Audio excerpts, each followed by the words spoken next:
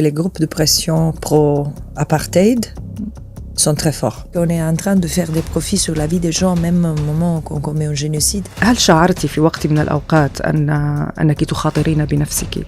La question palestinienne est un fardeau politique. C'est la loi du plus fort qui domine. هل تشعرين أن لغة حقوق الإنسان أصبحت لغة فارغة؟ Leur force vient pas seulement des moyens qu'ils déploient, vient de notre peur. Israël m'accuse d'être une sorcière. واشنطن قررت فرض عقوبات عليك واتهمت بتلقي أموال من حركة حماس. Mais si on me disait, on arrête l'occupation, on arrête le génocide, on arrête l'apartheid, si tu te casses, ah oui, je le ferai. كيف يمكن لنظام دولي كامل أن يفشل أمام ملف واحد؟ وهل يمكن أن توقع هدنة بينما يبقى المدنيون تحت الخطر ذاته؟ وهل يسمى وقف إطلاق النار وقفاً للعدوان إذا استمر التعامل مع الأرض كمنطقة لا يطالها القانون؟ هذه الأسئلة التي تفرض نفسها اليوم عند الحديث عن غزة. فالمشهد هناك لم يتغير، والانتهاكات ترتدي أشكالاً جديدة. أما قواعد الحرب ومنظومة حقوق الإنسان تتفكك عندما تصل إلى هناك، وكأن العالم يعلق مبادئه على حدود قطاع صغير محاصر. وسط هذا التعقيد برزت شخصية أممية تجرأت على إعادة النقاش إلى إطاره الأصلي، إطار القانون والالتزامات الدولية والمسؤولية الأخلاقية تجاه المدنيين. وهنا نصل إلى ضيفتي فرانشيسكا ألبانيز، المقررة الخاصة للأمم المتحدة المعنية بالأراضي الفلسطينية المحتلة، وهي من الشخصيات القلائل التي اختارت مواجهة الوقائع دون تجميل بتقارير وضعت القضية الفلسطينية أمام المجتمع الدولي بشكل لا يمكن تجاهله. فرانشيسكا، دعيني أبدأ من النقطة التي يخشى كثيرون التطرق إليها. هل تشعرين أن الأمم المتحدة المؤسسة التي تعملين ضمنها أصبحت عاجزة أمام الجرائم التي تحدث في قطاع غزة؟ Je pense que oui, les Nations Unies aujourd'hui sont incapables de prévenir les crimes, de arrêter les crimes et de offrir des remédies, des réparations aux crimes. Ça, c'est la réalité factuelle. Alors la question nécessaire est pourquoi et comment, et après comment s'en sortir, parce que je pense pas que c'est dans l'intérêt des différents membres des Nations Unies de continuer à avoir une organisation qui reste impuissante, qui a un potentiel énorme, parce que le multilatéralisme est énorme, mais et là je pense que c'est la volonté. Les Nations Unies sont finalement le reflet de la volonté de tous les États membres. Et la volonté, à ce moment, ce n'est pas d'arrêter les crimes qui se passent en Palestine, mais aussi il y a 59 conflits dont on ne parle même pas. C'est une situation très grave. Mais on a la possibilité de s'en sortir. Les Nations Unies peuvent le faire. هل تعتقدين أن هذا العجز يشبه أو شبيه لما يحدث مثلا في الملف الفلسطيني أمام المحاكم الدولية؟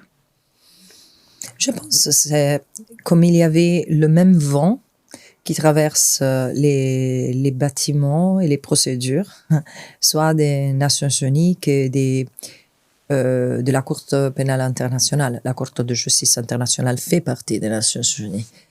Et il y a beaucoup d'espoir. On est entre l'espoir et l'abîme. Il y a l'espoir que le droit fonctionne dans les cours internationales. Il y a l'espoir que la diplomatie regagne le contrôle de la situation. C'est pas la loi du plus fort, la loi du plus puissant, la loi de celui-là qui est plus armé. Et à la fois, il y a le fait que maintenant, c'est la loi du plus fort qui domine. Et personne vraiment gagne dans ça. Même les gens qui habitent dans ces États-là. Parce que je ne pense pas que les Nord-Américains, les gens aux Nations Unies, profitent de la politique étrangère des États-Unis et de la politique envers les Nations Unies. هل يتم التعامل مع القضية الفلسطينية كملف إنساني أم كعبء سياسي؟ Absolument. La question palestinienne est un fardeau politique. Il y a un fardeau politique qui pèse sur des millions de gens, sur les Palestiniens. sur la vie des gens au Moyen-Orient, ceux qui paient le prix. Et quand il y a quelqu'un qui paie un prix autant haut que ça, il y a quelqu'un qui gagne. Et c'est pour ça que je dis qu'il faut arrêter de traiter la Palestine comme une question humanitaire, comme des tragédies. C'est pas un tremblement de terre qui a tué 70 000 Palestiniens, peut-être même plus.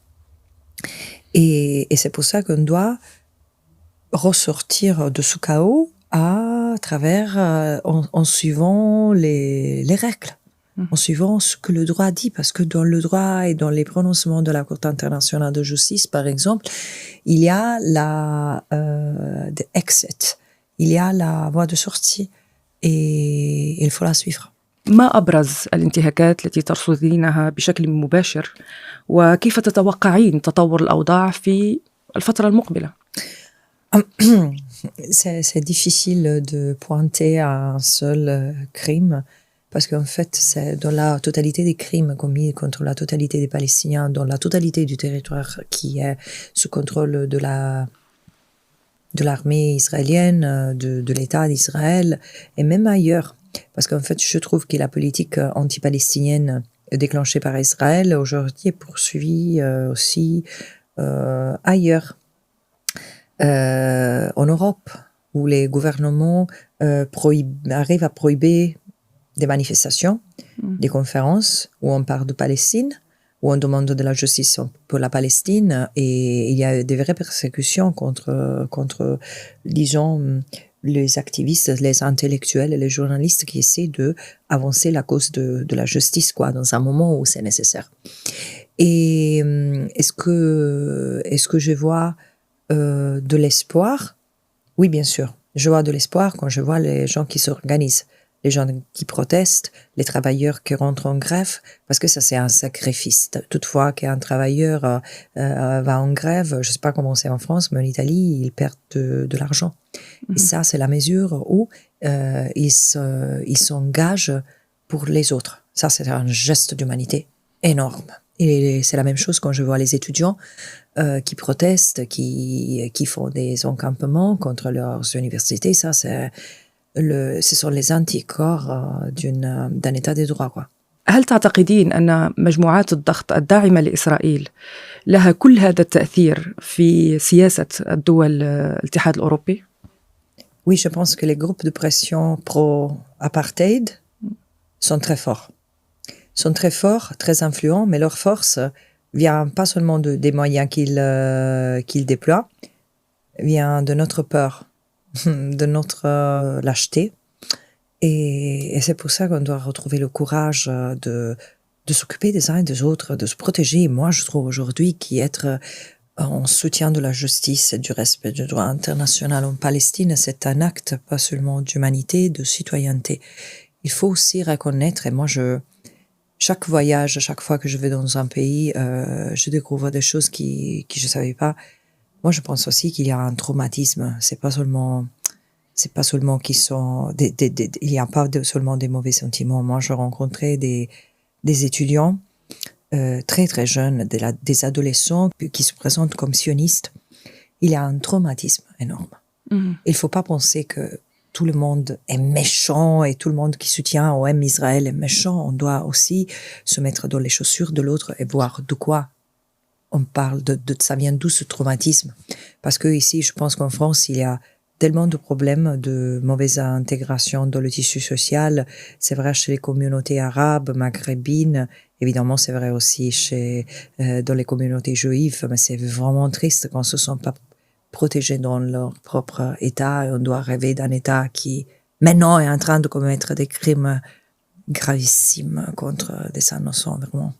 ما حدث في مجلس الأمن مؤخراً حول الفاشر في السودان يعيد طرح سؤال مهم للغاية، هو لماذا يتحرك المجلس بسرعة في بعض النزاعات ويتجمد بشكل شبه كامل أو كامل عند ملفات أخرى في منطقة الشرق الأوسط مثلاً؟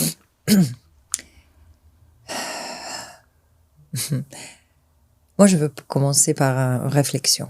J'ai tellement de peine et de souffrance aussi pour ce qui se passe au Soudan.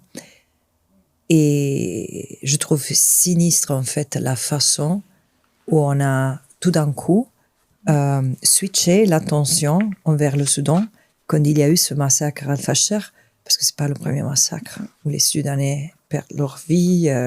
C'est brutal ce qui se passe au Soudan. Et c'est brutal qu'on n'en parle pas, mais c'est aussi brutal qu'on commence à parler tout de suite, tout d'un coup, après le cessez-le-feu, le ceci dit cessez-le-feu, parce que c'est une manœuvre pour ne pas parler de Gaza. C'est clair, parce que tout le monde qui a suivi ce qui passait au Soudan ne se rend pas compte, sauf si en voyant les choses de cet angle-là, ne se rend pas compte pourquoi tout d'un coup on condamne ce massacre en particulier, tandis que vraiment c'est une violence continue qui se passe au Soudan. Et ce qui est soutenu aussi par des pays qui sont maintenant impliqués dans le conflit qu'Israël a déclenché envers les Palestiniens. Est-ce que ça change quelque chose? Non. Non, le Conseil de sécurité est défini par un équilibre, une structure et une vision du monde qui n'appartient pas à ce siècle et du siècle passé, quand le monde était encore colonisé. Le veto ne devrait pas appartenir à ce système. Mais avant le veto, moi je ne pense pas que le système peut changer quand il y a des États qui utilisent le veto de façon autant politisée. Et c'est pour ça que je pense que les Nations Unies vont perdre de plus en plus leur relevance, leur centralité, s'ils continuent à être vraiment un show pour les États, mais pour ne pas avancer, changer les choses dans le terrain. كشفت صحيفة الجارديان عن مخطط تقسيم قطاع غزة إلى منطقتين، خضراء حيث سيتم إعادة الإعمار، وحمراء تترك في دمار كامل يفصل بينهما خط أصفر. ما تعليقك على ذلك؟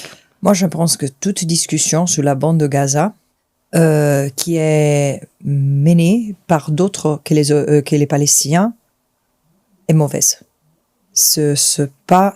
C'est-à-dire, sur la disposition et l'administration et la gestion de Gaza, aucun État a rien d'autre à faire que forcer Israël hors de Gaza, de la Cisjordanie et de Jérusalem-Est. Ça, c'est le droit international dans l'interprétation de la Cour de justice internationale qui a dit que l'occupation est illégale. Alors, qu'est-ce qu'on fait? Pourquoi on est encore en train de parler d'Israël qui veut reconstruire? Israël doit seulement repayer avec les États-Unis et l'Allemagne, les premiers deux États à fournir de l'aide militaire, le plus d'aide de soutien commercial, financier, diplomatique, avec l'Italie. Ça me fait mal au cœur parce que je suis italienne, mais c'est comme ça. C'est horrible de voir ce que mon pays a fait en soutien de l'État d'Israël pendant ce génocide. Mais c'est la seule chose qu'Israël peut faire. Les formes de protection, de tutelage qui envisagent pour Gaza, ce sont des feuilles de figue pour c'est une mascarade en fait de la réalité qu'on veut contrôler. On veut laisser Israël continuer à contrôler Gaza et chasser la population palestinienne qui reste. Ceci dit paix et avec ceci dit c'est le feu que ce n'est pas un cessez-le-feu risque de permettre ça que le génocide n'est pas réussi à aboutir, le nettoyage ethnique de Gaza. تعرفين أكثر من غيرك أن قول الإبادة الجماعية على منبر أممي ليس أمرا عاديا أو عابرا. ما الذي جعلك واثقة ومتشبثة بهذه التسمية رغم كل الضغوط التي تواجهينها؟ C'est difficile de parler de génocide, pas forcément aux Nations Unies, avec les États occidentaux. Parce qu'ils sont dans le déni, la plupart, pas tous. Parce qu'il y a quand même l'Espagne ou la Slovénie où on reconnaît que c'est un génocide. Le problème, c'est le tissu économique, financier, politique qui soutient Israël. Et c'est très complexe, très enraciné dans nos propres systèmes et Moi, je me rends compte, c'est compliqué de faire sortir Israël de notre système économique parce qu'Israël est tellement lié aux États-Unis que c'est impossible de ne pas viser des conséquences provenant des États-Unis. Mais il faut le faire. Il n'y a pas d'alternative. C'est pas de la haine envers Israël. Tout au contraire, demander l'application du droit international va protéger les Israéliens aussi. Parce qu'ils sont abandonnés à un délire génocidaire, beaucoup parmi eux, et on doit mettre fin à ça. Dans la destruction du peuple palestinien, là, il y a la destruction d'une partie du peuple israélien, et on ne peut pas le permettre. C'est pour ça que je dis on devrait agir avec de la compassion et de l'humanité envers les uns et les autres, sans oublier que les Palestiniens sont victimes d'un génocide, des Israéliens sont en train de le commettre. واشنطن قررت فرض عقوبات عليك وواجهت عقوبات حادة داخل بلدك إيطاليا. إسرائيل تمنعك من الدخول، حتى إعلامياً تم الهجوم عليك واتهمت بتلقي أموال من حركة حماس. ماذا بعد؟ ما تأثير ذلك عليك صراحة؟ Est-ce que c'est surprenant que l'État que je accuse d'avoir commis un génocide avec la commission d'enquête sur la Palestine et Israël, avec Amnesty International, avec beaucoup d'organisations de droits humains et humanitaires, avec beaucoup de chercheurs et d'experts. Je suis pas seule, mais non. Est-ce que c'est surprenant que l'État qui est en train de commettre un génocide et c'est de le nier, tous ces moyens, m'attaque? Est-ce que c'est surprenant que les États qui sont complices avec l'État d'Israël et qui abritent, comme les États-Unis, la plupart d'acteurs privés aussi qui profitent de ce génocide, des banques, de big tech, de l'industrie militaire, m'attaquent? Mais non. Et on m'attaque en me disant que je suis une menace à l'économie globale. Mais non, c'est pas surprenant. C'est surprenant qu'il n'y a pas une Union européenne qui se lève et dise ça suffit, quoi. Les Nations Unies doivent protéger leurs fonctionnaires, leurs experts indépendants, sinon il n'y a plus de disons la relation de trust qui est à la base de mon engagement va s'échouer. C'est la chute du système lui-même. Je pourrais parler des heures et des heures du malheur, des tourments qu'ils sont en train de me donner, mais c'est pas. Moi, c'est les sacrifices que je fais parce que je veux pas vivre en regardant les jours par jour un génocide qui se passe quand j'ai la possibilité au moins de mettre en ordre les choses, de faire ainsi que les gens comprennent qu'est-ce qui se passe et d'appeler à une conscience commune pour changer tout ça et pour arrêter le génocide. هل شعرتِ في وقت من الأوقات أنك تخاطرين بنفسك بسبب هذه المواقف؟ أقصد ليس بمنصبك بل بسلامتك الشخصية. Oui, mais c'est pas le poste. Moi, c'est un poste de bénévole, oui, qui c'est très prestigieux, mais quand même, c'est très lourd à gérer. C'est pas ça ma préoccupation, bien sûr. Faut pas se faire confondre par l'abnégation avec laquelle je sers les Nations Unies et la cause de la justice. C'est clair que j'ai peur. C'est clair que j'ai pleine conscience des risques que j'assume. Mais il faut que quelqu'un le fasse, non? Il faut, en fait, si on était plus à le faire, ça serait moins dangereux pour les individus qui s'exposent. Moi, je ne suis pas la seule, clairement, mais vous voyez qu'est-ce qui se passe aux Palestiniens. Et on ne peut pas l'accepter.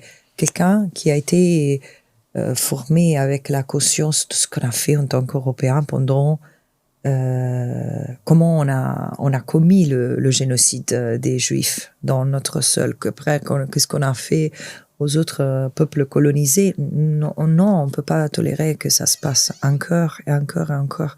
Et ça, j'espère, ça peut être le dernier génocide de l'histoire et le dernier crime qu'on laisse Israël commettre impunément contre les Palestiniens, mais on doit travailler pour ça.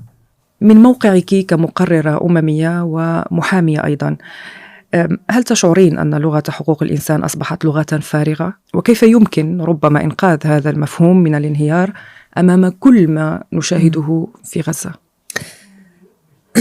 Je peux dire sans souci que, soit en tant que relatrice spéciale des Nations Unies, en tant que juriste, je vois le moment de haute criticité pour le droit international qu'on est en train de vivre. Mais je pense pas que c'est un moment de chute. Je pense que c'est, si on met à côté un moment le génocide, c'est incroyable que tout le monde dans la rue, comme dans les bureaucraties, tout le monde est conscient des paramètres du l'ego qu'on doit observer. Il y a des gens dans la rue qui demandent l'application du droit international, de la Cour de justice internationale et du respect de la Cour de justice internationale et de ses décisions. Pour moi, c'est un signe de maturité. On est en train de grandir et être et grandir en tant que société. Et on le fait globalement. Ça, c'était un succès. Oui, est-ce qu'on devait avoir un génocide pour arriver à ce niveau de conscientisation? J'aimerais bien vous dire non, mais c'est déjà passé. Alors, on peut empirer ou on peut aller de l'avant et nous améliorer. Mais c'est pour ça qu'on doit faire valoir le droit. Si le génocide a été commis, ça c'est parce que ceux qui sont au gouvernement et ceux-là qui sont à la tête des plus grandes multinationales sont en train de profiter de ce système, à exploiter la vie des gens jusqu'au génocide. On est parti du même système. On doit et on peut s'opposer à ça. يقال إن الدول الغربية تمارس استثناء قانونيا عندما يتعلق الأمر بالفلسطينيين، كأن القانون الدولي لا ينطبق عليهم. هل توافقين هذه الفكرة؟ ولماذا يسمح الغرب لنفسه بتطبيق هذا الفعل الانتقائي أصلاً؟ Je pense que la Palestine représente the thorn in the side, pas seulement d'Israël, du système occidental, du système capitaliste. Pourquoi? Aussi pour les pays arabes, hein. Parce que d'abord, les Palestiniens ont été toujours les résistants, les militants. Dans un moment où il n'y avait pas autant de conscience politique développée, c'était dans le contexte du panarabisme que les Palestiniens ont été les combattants pour la liberté. Et ça avait un écho dans le monde, dans l'Afrique, en Afrique, où on se battait contre la colonisation. Et là, je pense que ce trait des Palestiniens résistants qui luttent n'a rien à faire avec le terrorisme. Les Palestiniens luttent pacifiquement la plupart du temps et en résistant, en existant sur leur terre. Et je pense que ça, c'est un troublement de terre pour les pays qui soient tout apaisés. On doit contrôler les gens pour pouvoir les dominer, les exploiter. Ça, c'est le système qui a survécu et qui a gagné, en fait, après la chute du mur de Berlin et de la fin de la guerre froide. C'est le capitalisme sans règles. Moi, je dis rien contre le capitalisme, mais sans règles, non.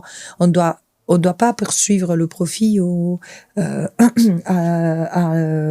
comment dire, to the detriment of the person, of entire people. Et ça, c'est ce que la Palestine prouve aujourd'hui. Et ça, c'est ce que mon dernier rapport a prouvé, qu'on est en train de faire des profits sur la vie des gens, même au moment qu'on commet un génocide. C'est pour ça que la Palestine, aujourd'hui, nous appelle à la faire sortir de l'exceptionnalisme et de la rendre un mot universel de libération de toute forme de contrôle et domination. لو طلب منك اليوم الاستقالة بسبب مواقفك، هل ستفعلينها أم أنك ستحاولين الاستمرار في منصبك ربما لإحداث فرق أو تغيير؟ Bon, la question est si on demandait qui, parce qu'on me le demande. Les États-Unis sont en train de forcer la main des Nations Unies afin qu'ils me remplacent. Israël m'accuse d'être une sorcière. Disons qu'il y a des opposants. Je pense même le gouvernement italien n'est pas en faveur de ce que je fais, de ce que je dis. Je le comprends. Moi, Si j'étais une complice dans des crimes comme ceux-là qu'Israël a commis, j'aurais peur aussi des gens comme moi. Mais la plupart de la population, aujourd'hui, je peux dire mondiale, se reconnaît dans ce que je fais. Et c'est pour ça que je reste, malgré les sacrifices, malgré les menaces, malgré la souffrance, malgré la fatigue, je reste là parce que il faut avoir aussi le courage de ne pas lâcher. Et aujourd'hui, il y a tellement de monde qui est là en train de regarder aussi qu'est-ce que je fais. J'ai une responsabilité à laquelle je peux pas abdiquer. Mais si on me disait, on arrête l'occupation, on arrête le génocide, on arrête l'apartheid, si tu te casses, ah oui, je le ferai. Avec plaisir. Avec plaisir. Je ne laisse plus voir ma tête jusqu'à quand je vis. Mais voilà, jusqu'à quand il y aura le génocide, l'occupation israélienne et l'apartheid, je vais être pas loin. Voilà. شكرا جزيلا فرانشيسكا ألبانيز. شكرا. لا شكرا على واجب. إذن بهذا القدر من الصراحة والوضوح نصل إلى نهاية هذا الحوار. ما طرحته فرانشيسكا ألبانيز اليوم يؤكد أن القضية لا تقف عند الانتهاكات فقط، بل تمتد إلى إدراك من يعمل، من يتقاعس، من يملك القرار، ومن يدفع الثمن.